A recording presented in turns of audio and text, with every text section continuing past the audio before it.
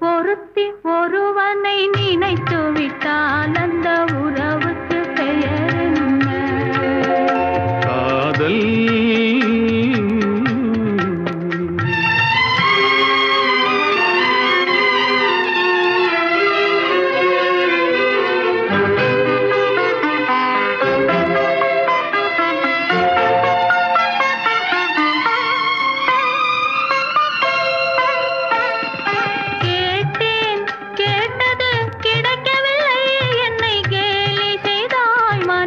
பொறுக்கவில்லை.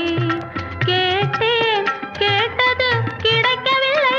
என்னை கேலி செய்தாய், மனம் பொறுக்கவில்லை. வாதம் செய்வது என் கடமை, அதில் வழியை காண்பது உன் திறமை. வாதம் செய்வது என் கடமை,